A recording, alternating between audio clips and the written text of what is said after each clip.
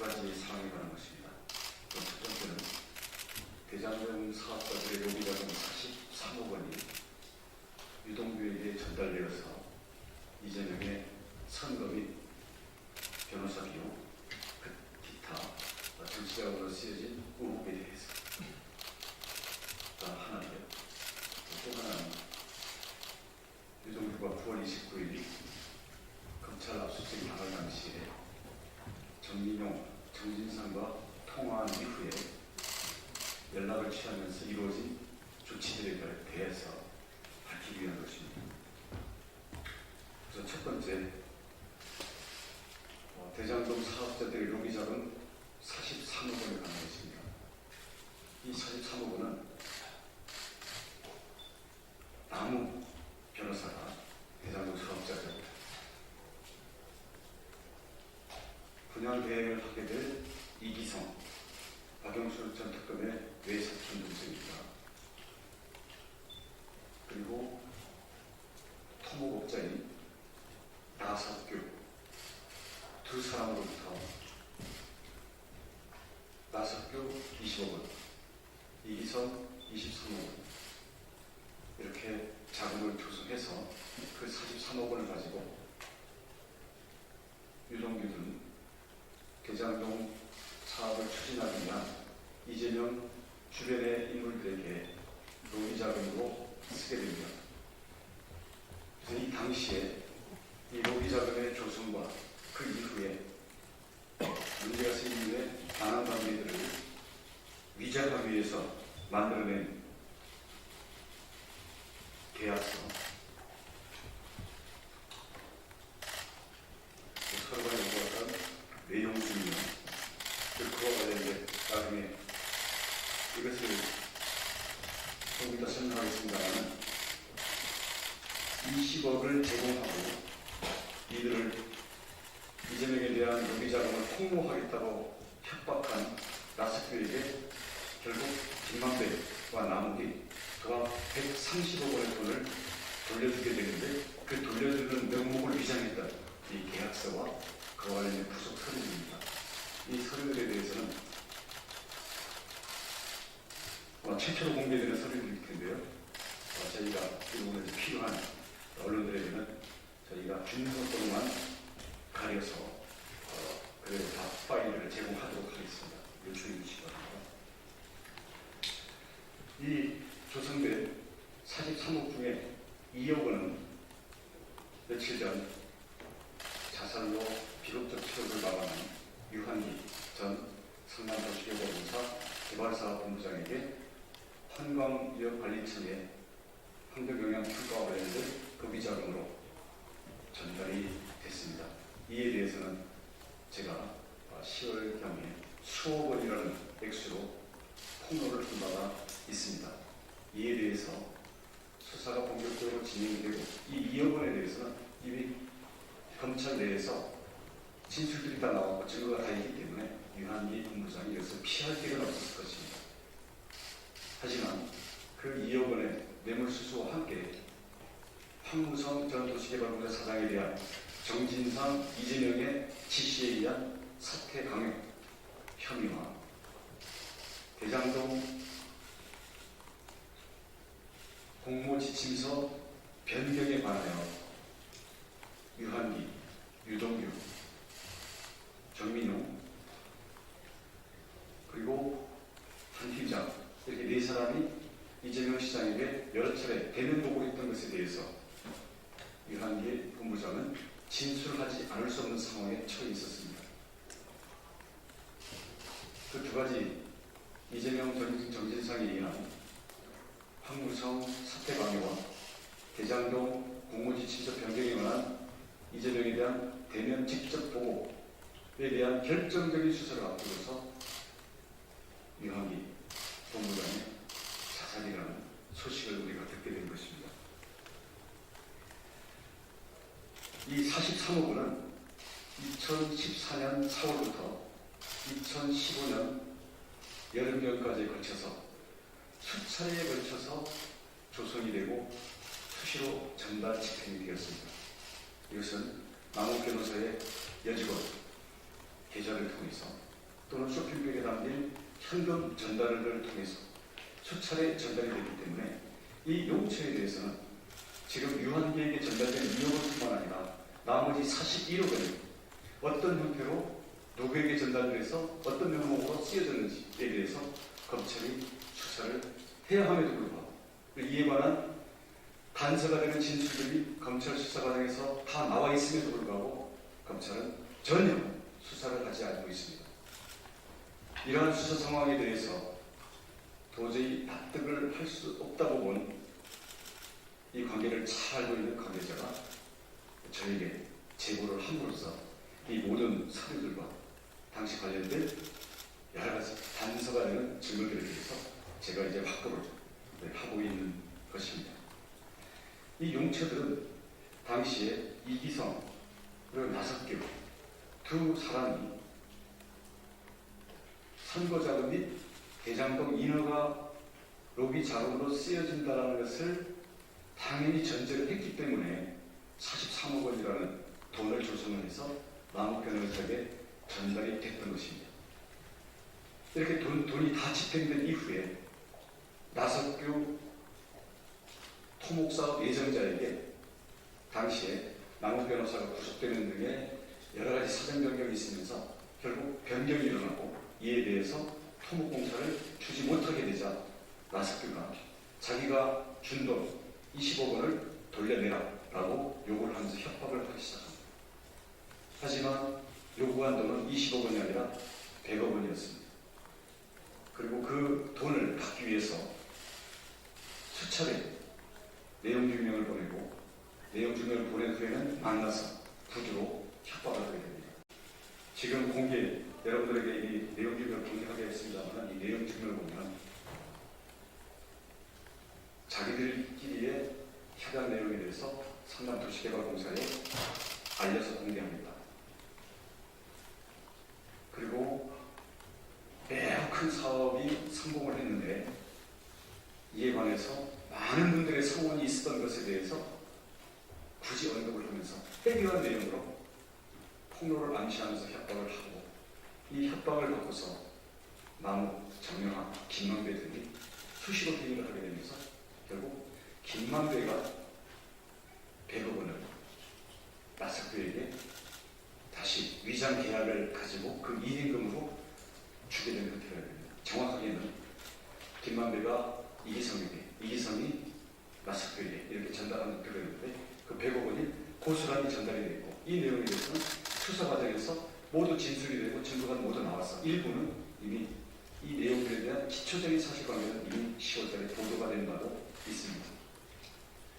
저희 제보에 의하면 나석규가 김만배와 남욱 이 일행을 협박해서 받아낸 돈은 이 계약서상에 나타난 김만배,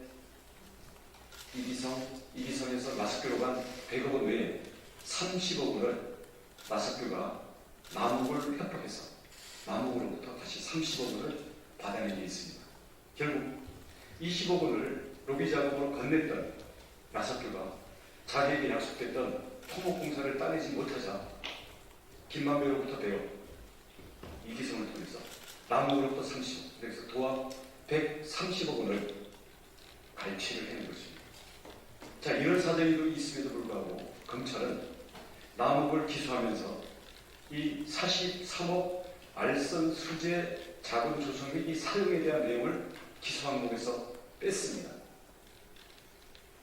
정민용에 대한 당시 도시개발공사 팀장이었던 정민용에 대한 뇌물 공여 혐의만 일부 기소하고 더 큰 몸통인 43억 이재명의 선거자금과 이재명에 대한 인허가 및 변호사 비용을 대납하는 비용으로 쓰인 의혹이 있는 이 내용에 대해서는 관련자들의 진술 그리고 정형학의 녹취록 수많은 증거들이 있음에도 불구하고 이 부분을 제외한 채로 남욱에 대해서 훨씬 작은 혐의를 가지고 현재 기소를 하고 멈춰져 있는 상태입니다.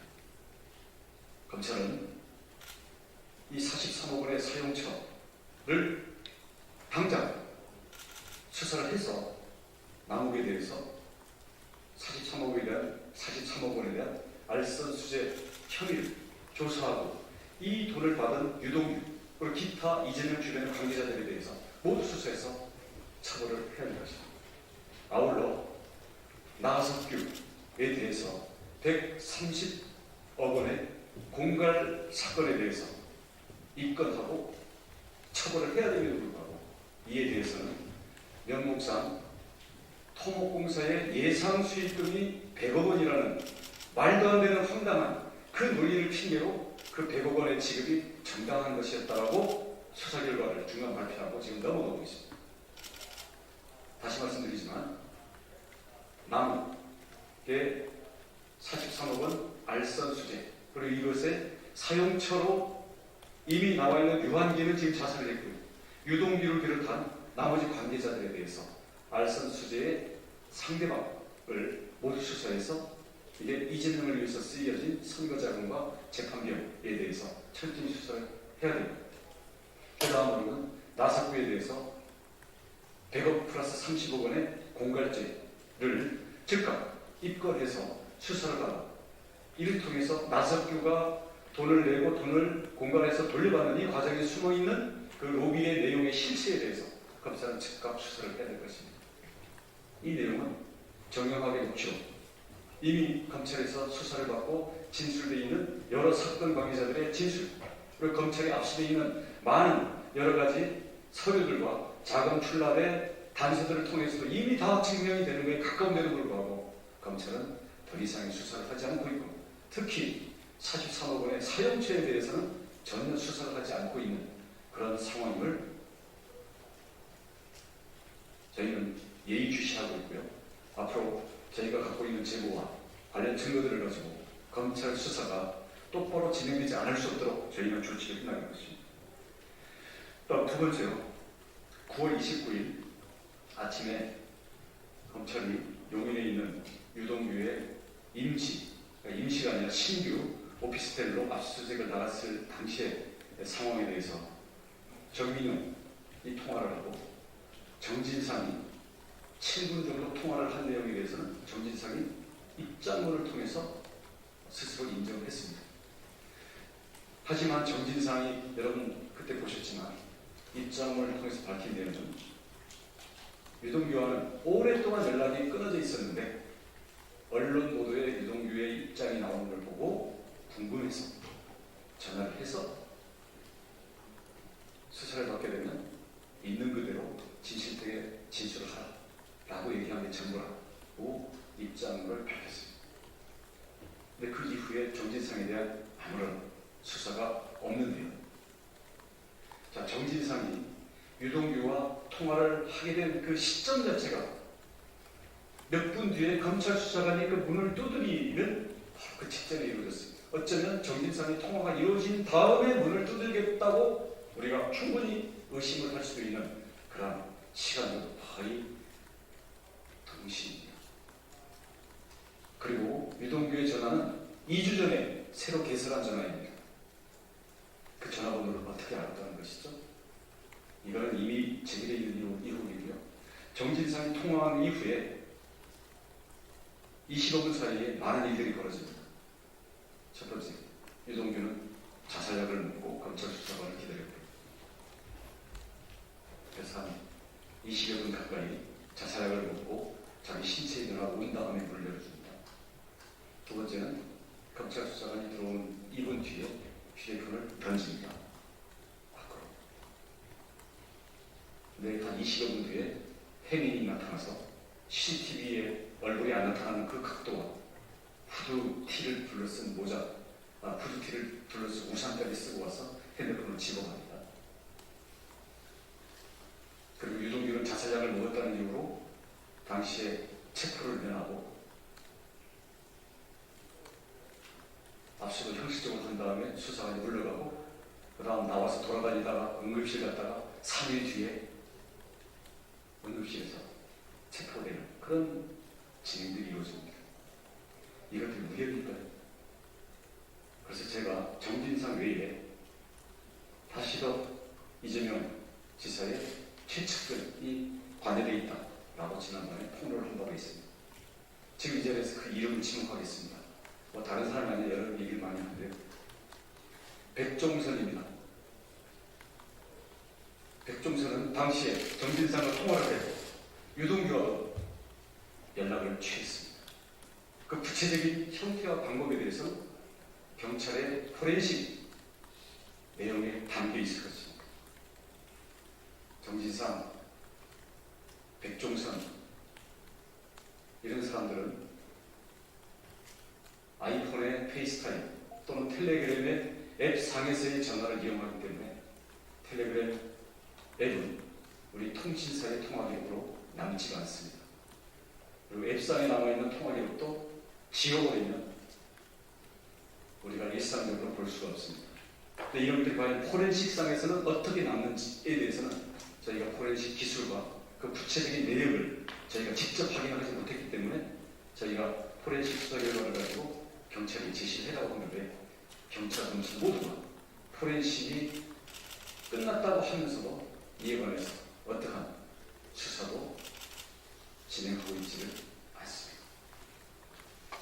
백종선에 의해서 정진상과 유동규가 서로 연락하고 공조를 취하는 가운데 자살약 먹기, 핸드폰 던지기, 그리고 핸드폰을 집어가는 증거 인멸, 그리고 부장급 검사를 선임하고 여러 팀의 변호인단을 유동규에게 붙이는 것, 이런 일들이 진행이 됩니다.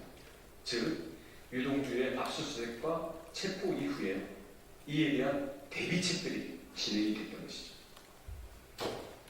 그리고 그 핸드폰을 집어갔던 사람은 정진상 및 백종선의 지인입니다. 검찰은 이 핸드폰을 찾지를 못했고요. 일주일 뒤에 경기 남부경찰서 경찰청에서 소위 김씨라는 이름으로 한 시민이 그냥 주스다가 갖다 바친 걸 하고 있지만 저희들이 파악하고 있는 것과는 다릅니다. 그 집어간 사람이 과연 나중에 핸드폰 제출하는 사람과 동일인인지,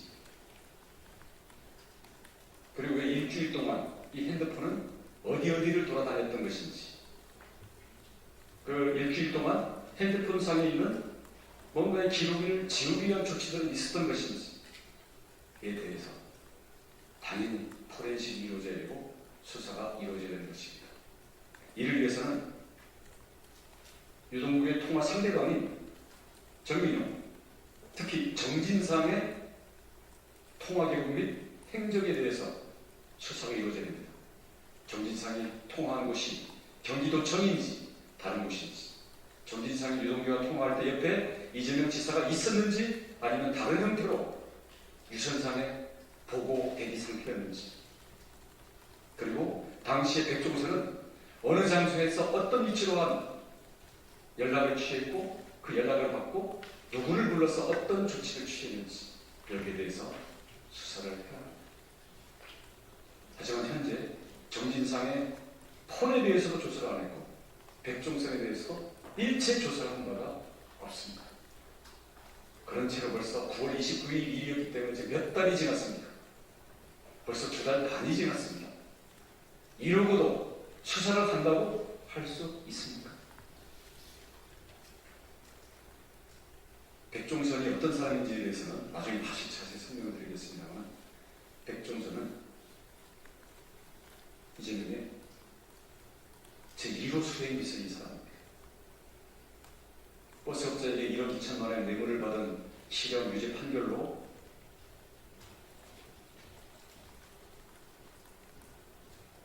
공개석상에 나서지 못할 뿐이지 그 동생인 백종진, 그 백종진의 부인, 그 백종선의 여동생 모두가 성남시청 이재명 지사 시장의 비서실, 공보관실, 그리고 성남 단체협의회 임원으로 다 근무를 하고 있는 이재명의 최측근입니다.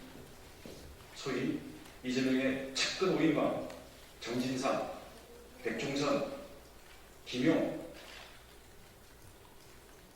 김현지, 김남진, 이 5명의 늘 서로 간에 긴밀하게 연락하고, 이 밑에 김지호, 이상훈 등의 하부 실무자들이 그들로부터 내려오는 지시를 수행하던 이 관계에 대해서 이재명 진영의 내부를 잘 아는 사람은 누구나 아는 내용에 대해서 경찰과 검찰이 서로 협조도 안 하고 서로 포렌식 내용에 대해서도 늦게야 마지못해 공유하고 이런 식으로 해서 수사를 쪼개고 서로 핑퐁으로 넘기면서 가장 기본적인 진상규명의 핵심 요소들, 핵심 인물에 대해서 전혀 수사를 안 한다는 것은 과연 지금 검찰이 하고 있는 수사가 얼마나 엉터리인가를 알려주는 것입니다. 마무리하겠습니다. 검찰은 나무기 조성에서 이재명에 대한 선거 자금 및 변호사 비용 등으로 로비 자금으로 쓴 43억 원, 그리고 그중 2억 원이 유한대에 건네간 이 모든 영체에 대해서 즉각 수사하고 이를 알선수재로 기소하기 바랍니다. 그리고 그 과정에서 20억 원을 제공했다가 130억 원을 갈취한 나석규의 공갈 혐의에 대해서도 즉각 입건해서 철저히 수사해서 밝히기 바랍니다. 그리고 유동규와 마지막 순간에 통화했던 정진상, 그리고 정진상과의 협조관계 하에서 휴대폰을 증거인멸하려고 했던 관계자들 모두가 그들이 이재명 지사와 당시에 어떻게 보고를 하고 지시를 받았는지 이에 대해서 진상을 밝혀서 증거인멸의 공범으로 모두 입건해서 철저히 처벌하기 바랍니다. 이러한 상황에 대해서는 제가 지금 큰 줄거리와 핵심적인 요소를 말씀드린 것이고요. 오늘을 시작으로 해서 앞으로 대장동 그리고 기타 여러 이재명 후보와 관련된 비리의 여러 가지 실체에 대해서 제가 확보하고 있는 제보와 증거들을 근거해서 모든 것을 국민에게 알리고 검찰의 수사의 문제점과 이재명이 직접 대답해야 되는 내용들에 대해서 저희가 직접 앞으로 과정을 진행해 나갈 것이라는 것을 말씀드립니다.